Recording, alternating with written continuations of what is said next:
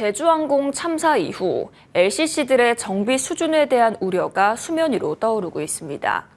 앞다퉈 노선을 늘리고 출혈 경쟁을 벌이며 수익성을 끌어올리기 위해 안간힘을 쓰는 반면 상대적으로 안전 투자에는 소홀했던 것 아니냐는 지적이 나오는데요. 박수영 기자가 보도합니다.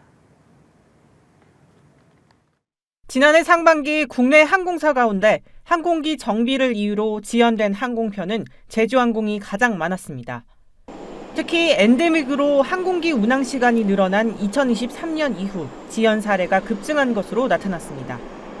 지난 3분기 제주항공 여객기 한 대당 월 평균 운항 시간은 418시간, 타 LCC와 FSC보다 길어 기체 피로도가 제기됩니다.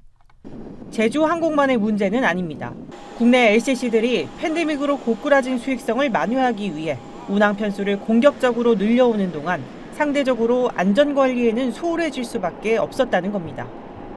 경비를 어쨌든 줄여야 되니까 정년이 되신 분들이나 아니면 퇴직을 원하시는 분들은 퇴직을 시켰겠죠. 근데 이제 23년부터 이게 항공 수요가 폭발적으로 늘어났잖아요. 편수는 막 늘어나고 정비 인력은 더 빨리 못 늘어난 거죠. 국토부에 따르면 지난해 말 기준 대형 항공사들은 항공기 한 대당 17.7명의 정비사를 보유한 반면 LCC는 정부 기준에 못 미치는 10.6명에 그쳤습니다. 코로나 기간 동안에 정년 후 재고용한 인력에 대해서 고용 유지가 어려웠던 기간 보유한 항공기에 비례한 절대 인력의 수가 권고한 수준에 미치지 못했던 적도 있는 게 사실입니다. 하지만 당시 실제 운용하는 항공기의 수도 고려해 볼 필요는 있을 것 같습니다. 국내에서 높은 난이도의 종합검사인 중정비 MRO가 가능한 대형사와 달리 LCC는 해외 업체에 위탁하고 있어 자체 정비 수요가 부족하다는 점도 한계로 꼽힙니다. 현재 국내 MRO 업체는 대한항공과 한국항공서비스가 유일합니다.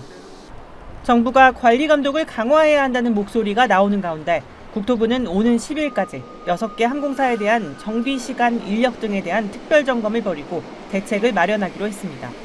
머니투데이 방송 박수연입니다.